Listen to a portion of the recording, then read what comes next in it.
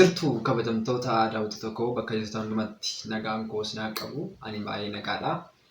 Guyyaa irraa kan ammoo kan inni isinitti agarsiisu akkamitti moobaayilii keenya irraatii faayilaa yookiin immoo kompiitara irraatii gara moobaayilii keenyaa fi moobaayilii keenya irraa gara kompiitara keenyaatti salphaatti akkamitti dabarsuu dandeenya kan jedhudha. Innis waayirlesiidhaan akkamitti akka dabarsinudha. Normaalii yeroo baay'ee keebilii dhabuu dandeenya yookiin immoo keebilii baannee deemuu dhiisuu dandeenya jechuudha. Kanas mala salphaatiin akkamitti waayirlesiidhaan yookiin immoo asirraatii gara kanatti dabarsinee akkamitti fayyadamuu dandeenya kan jedhu isinitti agarsiisaa jechuudha. Kunis baay'ee salphaadha. Appilikeeshinii isin duraan beektan yookiin immoo duraan moobaayilii keessan keessaa qabdanidha. Itti fuftanii kan isin gootanii appilikeeshinii sana hin bantu jechuudha. Appilikeeshinii Exzenderii moobaayilii keessan irratti bantu. Achi immoo itti fuftanii immoo kan isin gootanii kompiitara keessan irraatii iddoo Wi-Fi bantu jechuudha. Iddoo Wi-Fi bantu kana jalqaba kan isin gootanii iddoo kana Exzenderii keessan gosa garaagaraa ta'uu danda'a. Garuu kan isin agarsiisu Exzenderii moobaayilii keessa jirudha. Garuu hin jiraata keessa gosuma isaa keessa jechuudha.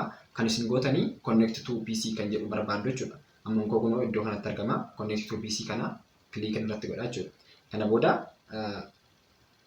web connectii fi kan biraan isin jira. Web connectiin normaalii lamaan moobaayilii keessan irra moobaayilii irras kompiitara irras yoo lamaan isaarra intarneetiin jiraate intarneetiidhaan sheer walii gochuudha jechuudha. Inni sun yoommoo kun intarneetiin qabdan ta'e immoo kan isin gootanii hotspot kan jettu kana hotspot kanarratti kiliik gootanii create hotspot jettu jechuudha. Kana booda GPS baninaan jedhaara. GPS nan banaa jechuudha. Baneera. Amma ergiin location sana baneetiin naaf banee amma normaalii kanarraatii hotspotiin gadhiifameera jechuudha. Hotspotiin kanarraa gadhiifamee kompiitara koo irratti connect gochuun qaba jechuudha. Iddoo kanatti kan isin hubachuu qabdanii Androidiin 8 ol yookiin immoo Androidii warri yeroo dhiyoos ba'an jechuudha. Paaswordii mataa isaanii qabu. Gaafa asirratti sheer goonu ofuma isaanii kan generate ta'anii isaa gadi warri qaban isin gaafatanii akkasumatti connect gootu. Garuu immoo kun jalqaba isin gaafata.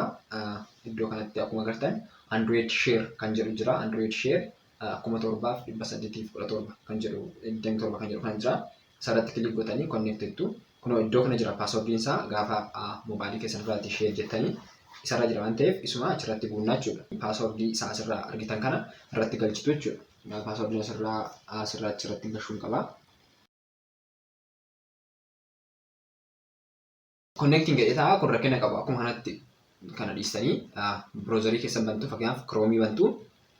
Chrome bantanii kooddii isaa asirratti argitan kana irratti galchitu jechuudha. Yookiin immoo IP kompiitara moobaayilii isa kanaa irratti galchitu bantu jechuudha. Fakkeenyaaf Chrome banaa.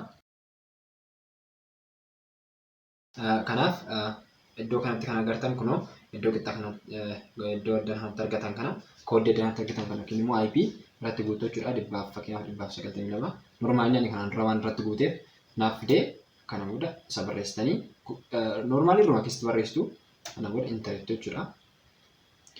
Kana booda asirratti isin gaafata moobaayilii keessan irratti kunoo akkas jedhee gaafata declare or accept kan jedhu kana gaafata.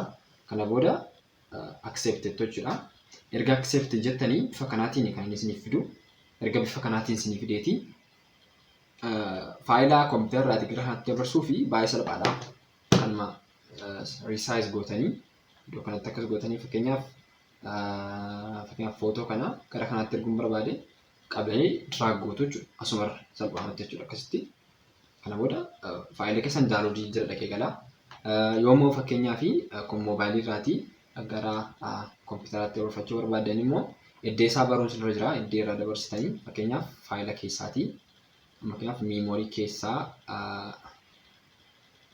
miimoorii kana keessaatiin barbaadoo ta'e fakkeenyaaf footoo kana gara sanatti dabarsuu barbaadoo ta'e asirratti kiliik gootanii normaalii daawunloodii jechuudha. Kana booda ispiidii guddaadhaan kan hin dabarsinii godhu.